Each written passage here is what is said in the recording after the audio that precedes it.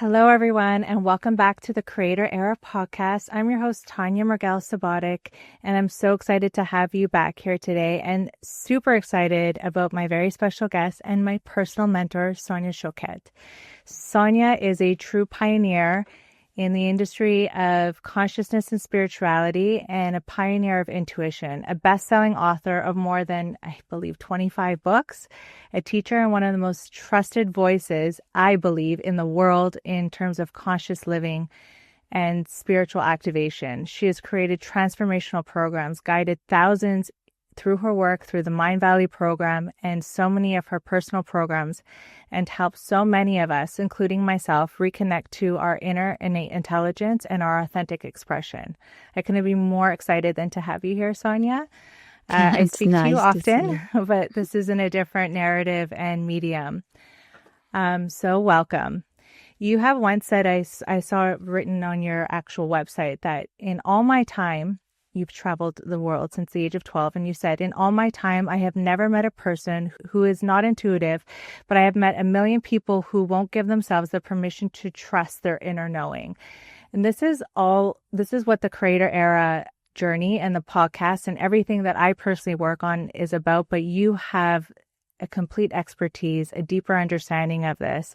And I wanted to align to understand what intuition means in terms of being a creator, how this can help us in a very diluted digital age where we are being very distracted from that inner knowing, that inner intuition, and also for the youth that may not even have this deeper knowledge. And in this fast-paced society, how do we reconnect to first know thyself, to understand that there is innate intelligence, and then from that point, step into our creator era and depart from survival? The first thing we have to do is recognize that we are energetically sensitive beings. We are conscious, aware, and energetically responsive.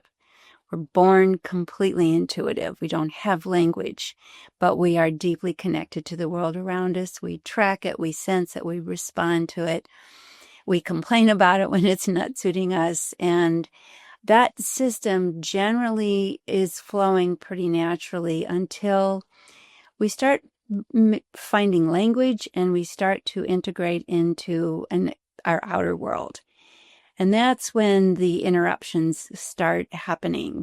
We are beginning at this point to express ourselves spontaneously. I even have my granddaughter now, she's 4, but even from 2 on, just spontaneously and very clearly calling life what it is, intuitively reading people's situations, circumstances, without missing a beat, as we all are designed to do. But even when she started her nursery school at 2, I noticed within a matter of 6 months that there was a lot more self-consciousness around expressing herself. She would often ask me, this is what I feel, but is it okay to say? Oh, wow. And this is not even just from the teachers, it's just from the interaction with the world and parents and other kids. And so we get scrambled pretty early on in terms of being given the feedback that what we're actually registering energetically, which is the root of our intuition, is something that we cannot comfortably and spontaneously express for fear of a world that doesn't want to be real. Not appreciating your input. Don't say that. That's not nice. Don't think that. Not nice. Not polite. And so that's why we become disconnected. We are all connected. And intuition means inner teacher or inner guide. We are born with that. And it is, as I've taught over the last 50 years, my own understanding has evolved. And what I convey is that we have inner senses just like we have external senses. And our inner senses pick up vibration. And that vibration is registered in our gut, in our heart, in our high heart, in our throat, on our skin, the back of our head, in our auric field. And we language that by saying my gut says, or my heart says, or I have a feeling. So it's not like there's a voice talking in our head. We are experiencing and receiving direct energy that we are then interpreting. Whether we start simply like, that feels good, that doesn't feel good, that resonates, doesn't resonate, that sounds real, that sounds controlled, contrived. So as I've evolved, I'm teaching people now that intuition is just an inner sensory activation of energetic interception. We are receiving it. We are being guided by energy. It comes from us. It comes toward us. It comes from above. It comes from all directions, giving us information that will help us create and help us navigate this world so that we can create without obstruction if we use it. I love that. And I always get so sensitive when I speak to you. You are such a true voice and have such a richness of wisdom. And I really honor the path of wisdom, and as a devotee to the journey of wisdom, meaning to understanding self and the bigger perception of life, always wanting to widen the perception so that I'm not in a contracted place and more expansive. You, as my mentor, has really opened my perspective to a lot of this. I remember when I first started my journey with you, I was a little shy to step into the world, quite frail about it. And I have been, confined in my own walls, creating for many, many years. And stepping into this world was very uncomfortable for me. I believe if I could have, I would have lived in an older day and age where, like you had mentioned, where you can write a book and publish a book and that's it. You didn't have to come out and be some sort of an influencer or to come online and project yourself this type of way, because that's just a whole different journey of, expression. And not all of us are, extroverts or comfortable doing so. And I found that along my journey with you, one thing that really stuck to me, that really opened my heart to being a little bit more graceful and kind to myself and also to humanity in the process of this all, is you told me once, my biggest challenge was always simplifying the message and condensing the 100,000 words into, 100 or less. And I am not the greatest at that. I can write prolifically, but condensing and simplifying was a challenge for me. And you had taught me, write as though you're writing to your inner child. Write to that person who needed healing when you were needing somebody to help you find that light and the way. Number one, that brought me to tears. I got off the phone with you because I realized at that very moment that everything that I'm personally doing is for that inner child that wished from the very beginning I had a deeper understanding and a support system and a space to be accepted rather than to contract with, the external narratives and dialogues and perceptions and judgments and all of that. And then from that point, how do I position everything that my soul expresses to speak to quite literally the heart of humanity, which is one soul? It's the guiding force of all life. And that has been a bigger pillar since I've met you. And it has really helped me move a lot quicker in my journey to self-expression, even though, as we both know, it's a journey for me, but I'm getting there. And that journey has also taken me out of the I into the we, and that has tremendously helped me. Can you expand on that? Because I think so many people are trying to keep up in this digital age, and the requirements to express and to share and to have any impact, it's quite elusive online. I find it's an illusion, and I feel like the bars are pretty high and the standards are pretty high. So being in the industry for so long and coming in from a point where this whole realm of self-expression wasn't around when you started, and going through this journey to where it is now, I would love for you to share for creators and for just people who are looking to be an authentic self-expression and your journey. I feel very strongly that it's important not to be speaking to the noise. I think it's very important not to speak from your head or your ego, because it won't land. People won't hear you. They won't receive you. We have to recognize that despite that 1 billion highway that we're on with social media and all its different facets, that, as you mentioned, we are one heart, one soul. So if you speak from the ego, you're speaking me against you. And it puts the frequency between us in a combative mode. So you're going to push back. You're not going to receive. You're going to mentally kind of one-up one another or retreat or contract. But if you speak from the spirit, from the heart, and you are speaking to another, whether it's another through YouTube or through Instagram or through Facebook or whatever other portal, through, Spotify, it doesn't matter.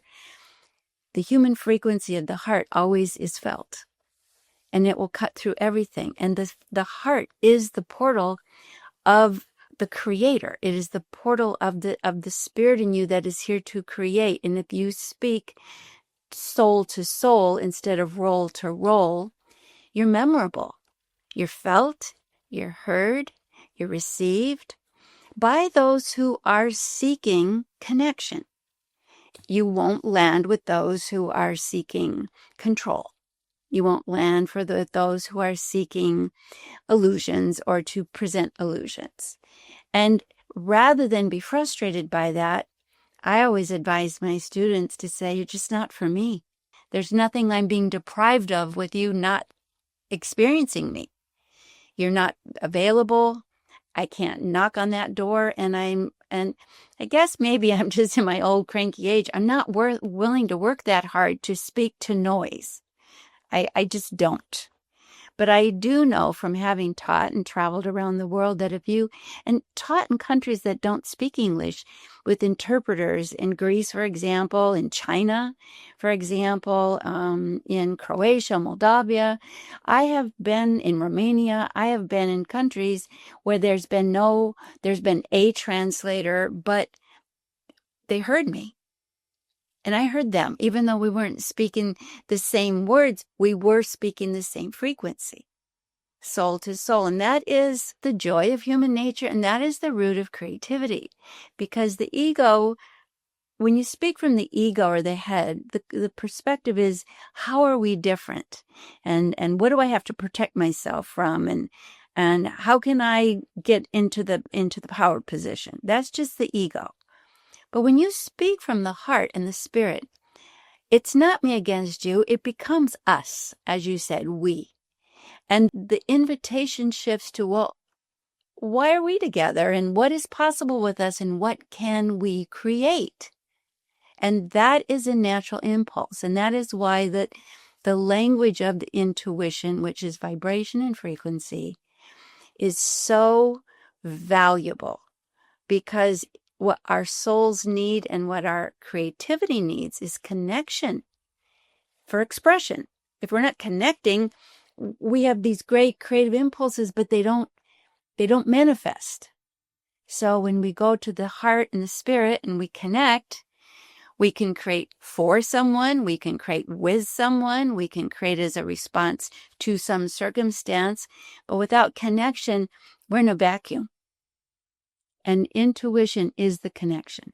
I love everything you're saying. I have personally been to one of your Mind Valley events and witnessed you in the front row on stage. And your ability to transmit and transcend a particular state from when people first come in and sit down to the way, like within a few minutes, to the way people walk out is unbelievable, magnetic, and it's that energetic connection. It speaks way beyond words, and that's something that I find so inspiring about you, and also just mesmerizing is the way that, like you said, you've been able to travel countries, not speak the language, have translators, which is a bit of a barrier and potentially a limitation to a word or verbal understanding. But the way that people respond to you and connect, it's at a soul level. And this is something that I've gone through with you personally on my own journey, is just remaining in the heart, coming back to the heart. You often say sometimes, you work for God, whatever that might mean to some people, divine, Buddha, whatever, the religion is or perspective. it's true when you take that eye into something greater and position yourself to a deeper understanding of creation, and that creator lives within all of us. And I personally believe that we're all just the extension of creation, and creation gets to express itself in all different fragments in our unique expressions. And when we can move out of our own way and not become distracted, in which the world so greatly does for us, and have that committed devotion to self, to understanding the soul that's speaking through us, because we all have a gift. And sometimes I believe just standing in your authentic presence and owning that is the gift. We don't have to have these big scale projects and, stand on top of mountaintops and meditate for, years, even though at one point I wanted to do that, which we have spoken about. But just being in your authentic expression, holding that vibration is a transmission, because you don't know who's standing next to you. And when you can feel so profoundly deep with knowing who you are, it's almost like being rooted, like a tree rooted into the ground, that no matter what storm comes, no matter what noise, distraction, or,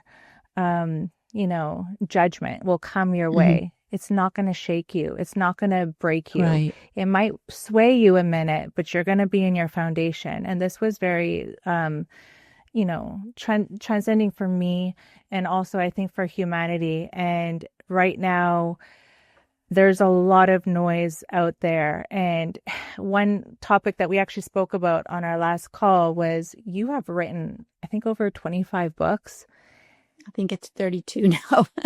This is mind-blowing. I mean, people don't have attention span more than 20 to 30 seconds nowadays, let alone write so prolifically like that. And I think that this is, in my personal opinion, this is something that I'm witnessing that I feel sad to, because what I'm witnessing personally is generic across the screen. Is everyone's kind of sounding a little bit similar, and there's a lot of imitation happening. And I understand people want to find success and find their way and see what people are doing is working for them, and maybe it's going to work for me. But unfortunately, that's just not how it works. And here you have written 32 books, and people are trying to stay committed to something for, 10 minutes. And this is where I feel like if we could, again, connect to that soul, that heart, that intuition, you'll understand that you're actually a conduit, and you can receive, and, expression will move through you, as opposed to being in the mind and creating it. You become a conduit. I was talking to my daughter the other day, and she said, "Mom, I know, how did you write all those books?" And I said, I didn't have social media. I had time, for one.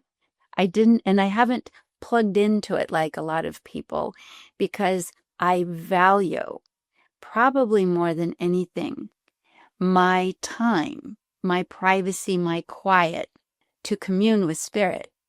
And I'm a social person. I'm not a recluse on any level, but my 30 minutes in the morning and 30 minutes at night where I write, I protect with my heart and soul, because it's such a fulfilling connection. It's creative. I am being guided. I am feeling my experience of divine support. I'm inspired. I'm surprised. My books they're writing through me. They're not coming from me. So I'm interested in reading just as much as anyone else what's happening. And it's pretty exciting. And I want to speak to something you mentioned, because I want people to know that you're powerful when you're in your heart. And you're powerful in ways you don't even realize. When you are in your heart frequency, it's the dominant frequency, and we are socially resonant beings. So the dominant frequency is the one that will pull the other frequencies in. So when someone comes and is talking at you from the head, everyone kind of contracts and comes back, and the vibration gets very low, breath gets very shallow, concentration gets hard. But when someone comes and speaks from the heart, it pulls everybody into the heart, and then you create a unified field. And it is what you were talking about. What I do is, when I'm working, what I'm doing more than speaking is I am transmitting a powerful frequency from my heart to create a unified field in the room where everybody is in their heart. Because when they're in your heart, there's no other. There's nothing to defend. There's nothing to protect. There's only us to create and engage. And it's such an exhilarating feeling. When I was early published, it was actually my third book. I was doing it back in the day, a live book talk at a bookstore in Chicago on Michigan Avenue. And it was really hard. You get maybe 10 or 12 people to come and sit while you're in the bookstore. And you didn't have any special microphone. And I was talking to a group, I think maybe 8 or 9 people. And a good half of them were not there to see me, even though it'd been advertised. They were just there looking at books and thought, oh, what the heck, what'd she have to say? But I remember when I was speaking to that group that I saw out of the corner of my eye a man standing between the shelves in the bookstore. He would look and then he'd dive back. When I was talking or would catch eye contact, he would disappear, and then he'd be over here and disappear. It wasn't like a Jack in the Box. It was more slow. And then he disappeared. Never did come forward. And I was beaming or vibing him to, come and join us. This might be, I was talking about chakras, and I was talking about the soul, the inner senses and the soul body. And he left. I never met him. But about 4 months later, I got a letter from the bookstore forwarded to me. This man was in the bookstore because he was building up the courage to kill himself, he said.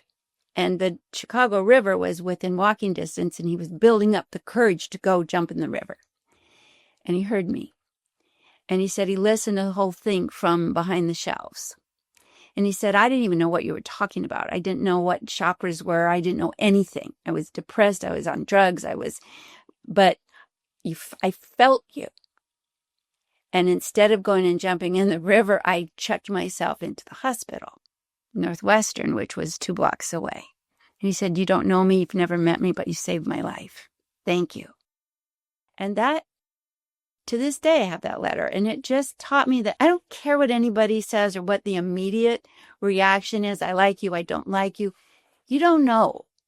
You don't know. You cannot absolutely know the good you're doing, but I can guarantee you're doing something powerful, meaningful, and lasting in terms of creativity. When you come from the heart, you're listening to your spirit, and you're speaking to the heart and spirit of others. And that's what anybody who's trying to jog into the social media highway needs to know. I've lived long enough to tell you what you get, this, like that, like temporary, out of sight, out of mind. But if you're really broadcasting a deep, loving transmission, you are being a tremendous creator in this world. And you are creating goodness and safety for others at the minimum. Oh my goodness. That's an incredible story. And in my time with you, I've heard so many just heart-opening stories, and so encouraging and inspiring, because it really brings the focus back to the why always. And sometimes it's so easy to get lost in the what and the how. And you always say, when you really surrender and just trust the process, trust the stay in that vibration, stay in your knowing, the how will show itself. It's greater than your knowing. It's a divine order. And I truly agree with that. And once in a while, when I do get caught up in we've talked about this ourselves, but where it's like, okay, I'm going to try this, I'm going to try that. And then so many times I'm like, no, I'm going to just take a minute and pause, and then reorganize my perspective and my presence. And then it's incredible how magnetic you can become, and the most incredible, unusual synchronicities will show up without a lot of effort. And I'm not saying you don't have to do the work. We have to do the work, but it's just about being in your presence, holding that energy, and trusting your vibration, your heart, and everything you're doing. And your guidance. Exactly, that inner guidance and that tuition, that inner voice. And in your journey, like, you're a pioneer. When, like, nowadays, what you're talking about is more mainstream, and there's a lot of people talking about it, or, potentially proclaiming a lot of depth and wisdom around it.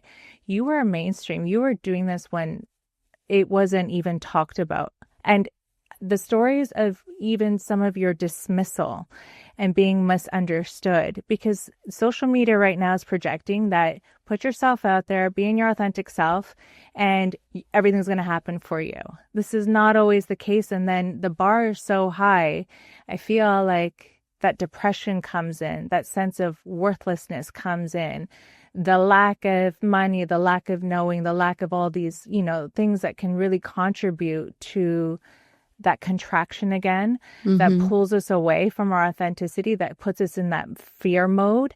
And you have gone through so much in the time when this was really not accepted. Our community in spiritualism and consciousness has grown incredibly. I feel personally myself, a lot of it has become monetized and commercialized. So it's losing the soul. How was that for you? Because as a creator, stepping away from survival into the creator mindset, into the heart and the spirit of what you're doing is essential to withhold any storm that will come your way. And I think you had a journey full of that, if you can inspire. I say to people, something that someone I encountered years ago, a Native American shaman, told me, you have snake medicine. And I said, that feels right, but what's your definition? And he said, you've been bitten so many times, you're immune. And I said, that's right. Because when I started, I was assaulted, I was judged, I was laughed at, I was dismissed, I was mocked. I was told I'm a religious kook. I was told that I'm from the religious people, a devil worshiper. I was told from the scientists that I was mentally ill. I was told from the authorities, how dare I even have an opinion? But here's the thing, and I feel that this is something that any creator and anyone who is working from spirit needs to know. Your protection lies in your motivation. If your motivation is to serve, if your motivation is to offer love and support instead of try to get from others, you're here to give and uplift, you'll prevail. If you are in any sort of a communication where you want to get something from others, especially like through social media, they don't know you, they will feel it. The world is intuitive. Whether they acknowledge what they're feeling, they can feel the energy. Are you contributing? Are you genuinely interested? Are you offering something with love and no agenda?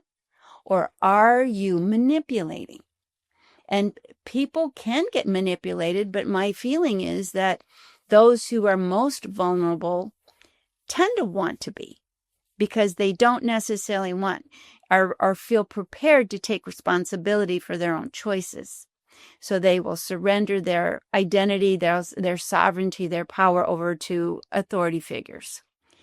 People who are really creative and want to live in their authentic expression aren't that easily manipulated, aren't that easily swayed. And we've all had it happen to us, but we find, as you've said, I've observed you, you are my poster child, quintessential, excellent creator of all creators. And I say that with absolute admiration and real awe, and how creative and how genius you are. But I also want to point out to people, you have another quality that's really important, and that's courage. You have to have the courage to not need it to work out, to just, this is what I'm being guided to do. I'm going to express myself, and I'll go a few steps. If I hit a roadblock, I'll pivot. I'll keep going, because the intuition doesn't give you all the steps in advance. Here's how it really works. Here's a metaphor. It's like you're going to go through the jungle, and it's at night, and one little place in the jungle lights up. So you go to that spot, then the next spot lights up. It won't light up until you're on the first spot. And then you go to this spot, then the next step lights up, and then the next step, and the next step. So it's really a process of following in the faith of the inner light, and it's step by step. That's what I've been teaching people. And if you're distracted with the outer noise, and you're trying to fight your way into the fray and the frenzy of the technological world, you're not going to be stepping in anything other than the messes you don't want of other people. So courage is a French word, comes from the French word for heart. And when you have courage, you are living from the heart of you. That is what a courageous person is. And that is a quality that you need to have: the courage to experiment, the courage to try, the courage to move into the unknown, know that you will be challenged and tested, and you don't want to abandon yourself. The courage to speak up, the courage to hold faithful to your inner self instead of abandon ship to win approval or be persuaded. So that quality requires that you need to spend some time enough with yourself that you value who you are enough to stay true to yourself. That's spiritual evolution. It starts, you might start saying, well, I don't value myself at all, but your soul does value you. It will bother you. It'll keep saying, come back to self, come back to self. And until you start listening, you're going to have a lot of disappointments. But once you start listening, you don't see things as disappointing. You see them as, okay, time to pivot. I needed this experience. Now I need to take it to the next step. And so nothing's a disappointment. It's just the unfolding of a brilliant path. Oh, I love this. I often refer with the work and time and evolution. I always believe that we gain keys of wisdom, and life is a journey, which I describe as initiations. And through every initiation, you're granted a new key to that, the inner mansion, was Saint Teresa of Avila often describes. And you have said to me a few times in my own personal journey, right before something really big is going to happen, you give me a quote. If you can express this quote. Oh, I always say you're going to be tested. Is that Yes. the one you're thinking about? You Yes. will be tested. Right before a breakthrough will come a contraction. You will be tested. It'll appear as though you're being challenged, stopped, you're wrong, but you go to that inner light because you are developing the strength, the muscles that come with creativity, which are leadership. And leadership is when that you lead, you're choosing and following an inner authority versus submitting to external authority. So that's where the test is developing. The inner authority, the sovereign being in you, the spirit in you that says, and so one of the ways that I encourage people to meet those tests is with joy, because it means I'm making progress, I'm evolving, I'm gaining strength. Just like you meet tests in school as you go from one level to the next, before you go to the next level, you have to pass the tests. That's just how the universe is set up. So instead of being demoralized or frightened or, oh my God, just say, I've got this. I've got this. I might not have it elegantly, but I've got it. I'm gonna maneuver my way through, and I'm gonna be okay. I am going to stay true to myself and be okay. And my universe is a benevolent one, and I will be helped. And that's really important. I love that, because yes, the journey is often very messy. And I think I align with this so much, and it resonates, and it's so important for people to understand that. And I think in my own personal journey, there was a defining moment in my life that I was brought down to my knees, literally in mercy, because I hadn't understand what true love was. And I hadn't understand that true love starts within, and it's a divine force of energy. And I disconnected from it, from my own understandings at an early young age in my life.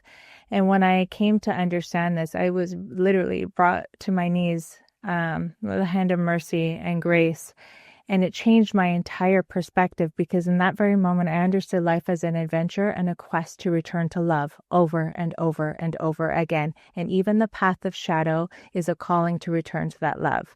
And when you really come online with that self-love, that self-trust, and when you become so undeniably acquainted with yourself as the first and foremost relationship, meaning the divine self, then those shaded paths will start to lessen a little bit more, and the path of the light will shine a little bit more. But this changes with perspective, and perspective will open a new lens, and the new lens will reveal a new reality for you. And again, this, for me, it comes back to that inner voice. And so often I rely on that inner voice. You have taught me so many incredible skills and pathways to listen and to hear that inner voice.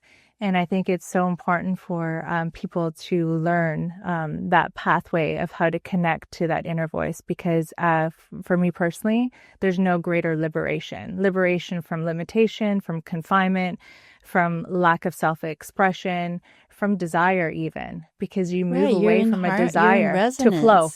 That's right. Right. Well, it begins by recognizing the I that we're speaking of, as you point out so beautifully, is that we're speaking of the spirit in you. I always say the I in you is the I that came in with your first breath. And when you take that breath, you animate, it turns your brain on, it gets your body moving, but that breath is, when that breath leaves, the system shuts down and there's no more you back to spirit. So that spirit, my mother used to say this. She said, the spirit in you is divine, holy, and perfect, and you cannot improve upon it, but you can improve upon your awareness of it. That's what you can improve. The other thing is to know that whatever is happening is an opportunity that will bring you back to returning to love, whether you take 1 year or 100 lifetimes. It's the only place to ultimately go. How much you want to go around the block before you come to the centers is a creation too. My mom used to say this too. She used to say, well, if you need to learn with a mess, bless your mess, and you'll still learn and you still come back to love. So just always have one part of you willing to step back and say, this is my creation. It's not very lovely in the moment, perhaps, but still I have to admire that I've created it. What would be worse is to have nothing.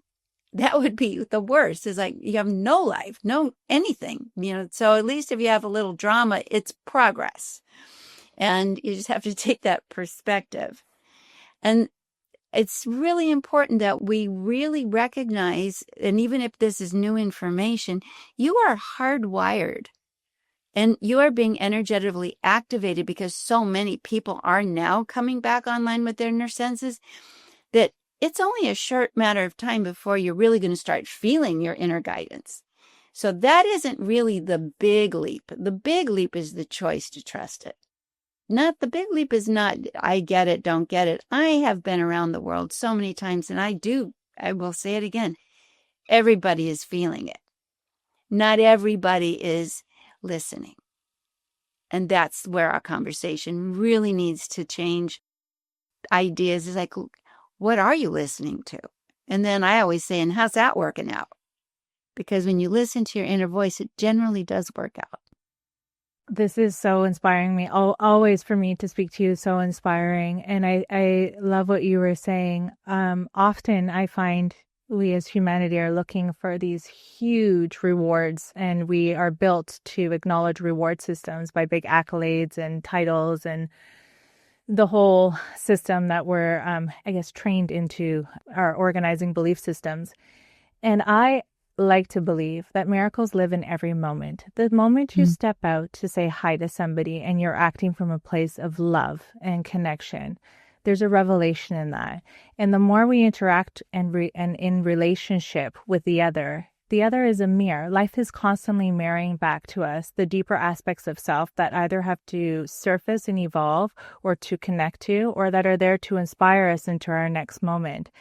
And it saddens me as a compassionate, empathetic person that so many of us put so much pressure on ourselves to perform, as opposed to just practicing presence and being in our natural, authentic essence. And watch what happens in that. It's unbelievable. Actually, I've noticed with the least force, the least resistance, the more miracles I witness. Right. And I think that that's something I would love, especially for our younger generation, to understand, because what they're being set up, the bar that's being set up on them, is extremely detrimental. And I believe it's unhealthy. And I believe it's actually going to contract them from their innate essence more than connect them to it. So I love that you say that, and to practice kindness and less judgment upon self and others, because even if you're in a moment of stillness, even if your life looks bleak and you're not creating this huge platform or whatever it is that you're an expression, that's not what we're all here to do. We're not all here to create these huge movements and businesses and money. And what does that even mean? Unless it means something to you, right? It's interesting because I studied spiritual law with master teachers as a child. And so I learned about the laws of manifestation by the time I was 15, and that was 50 years ago. But it was never taught to manifest fame and fortune. It was I was taught that these laws teach you to manifest creativity, connection, and love. So when, I think it was early 2000s, I'm not exactly right, the manifestation laws first were mainstreamed through the book The Secret. I was amused that the motivation was, sit around and put a vision board together and then you're going to get a whole 5-star life delivered to you. And the truth about that is, and this is something I can say from experience, I have had clients for a lifetime. I have clients who have 5-star lives with no meaning. And they are more poverty stricken than those who really have to struggle to get food on the table, because material saturation is not success. Connection, love, purpose, contribution, creating beauty and creating community bring the soul success. And material saturation actually makes it harder. Now, I'm not against comfort. I'm not against beauty. I'm not against luxury. But don't confuse it for meaning. And don't confuse it for success. Perfection, and so needed. And I love the whole perspective and truth, honestly, on manifestation laws, because manifestation is very elusive to me in this modern day and age of monetization.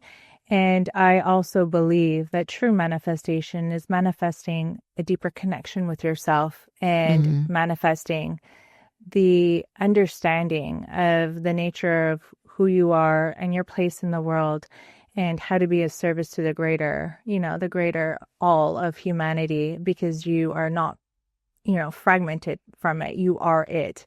And if we can connect to that aspect of ourselves, even in one of my projects, I use the tree of life and the creator method. And this is what it is about. It's a manifestation creation process, but it's a manifestation it's a brilliant of who you one, are, for that matter. For connection and creativity and love, like you say.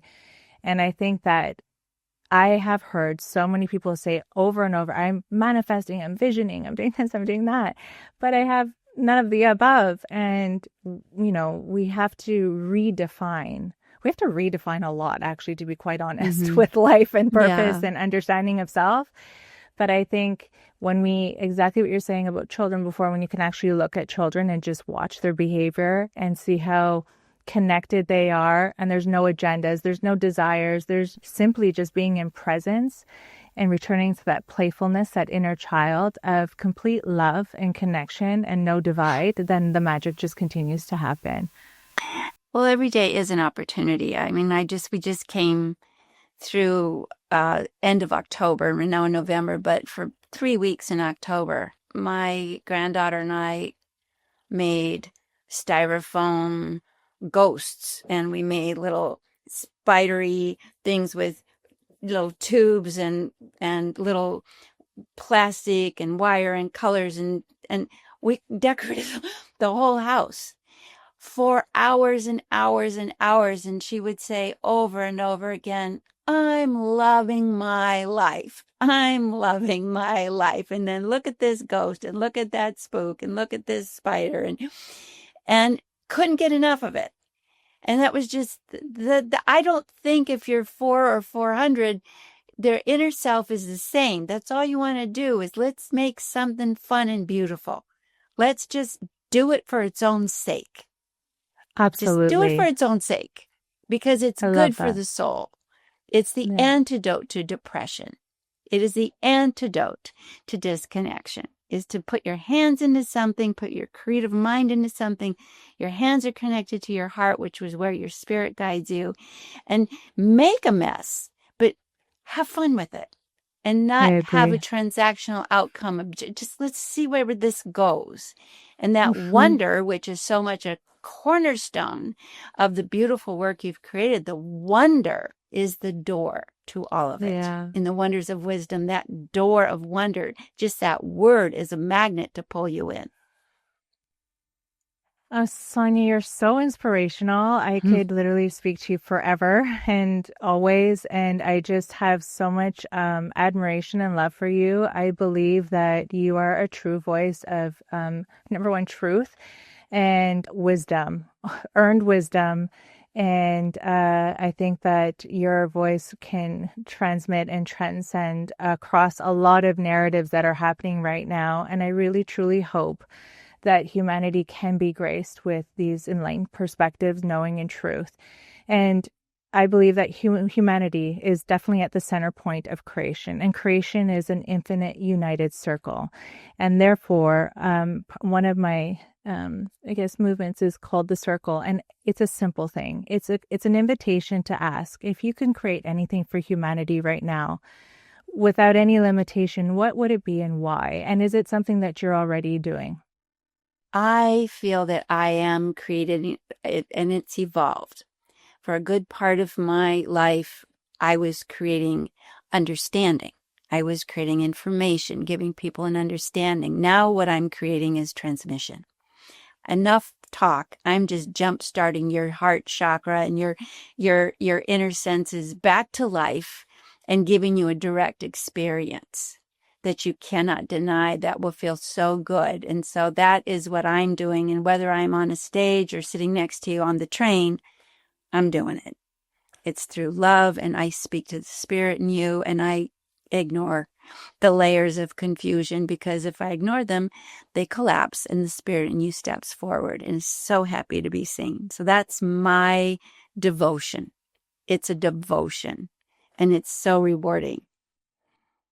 I, again, I love everything that we have spoken of, and I really hope that it's so well received. I'm sure it always is. And I thank you so much for being here today, Sonia, for your wisdom, for your mentorship, and for reminding us that intuition and love is the portal to the soul. And this is the place where all the magic lives and happens. And whatever we seek, it's in this realm. And for anyone listening, and if this conversation has inspired you, we will obviously leave Sonia's details below, where you can find all of her genius, her endless platform of books, programs, teachings, insights, her words of wisdom. Thank you so much. Really, from the bottom of my heart, I can't express how honored I am to have you in my life and on Oh, this it's just podcast a during this pleasure. moment. Thank Like I you. said, you are the poster child of divine spirit and creativity. Thank you. And I just am grateful the world has you Thank to you so much. give them back their imaginations so that they Thank can you. live truly beautiful lives. Thank you so much. It was a And we shall pleasure. talk soon again. Have a Okay. lovely day. You too. All my love. Likewise, all my love too. Bye-bye. Bye.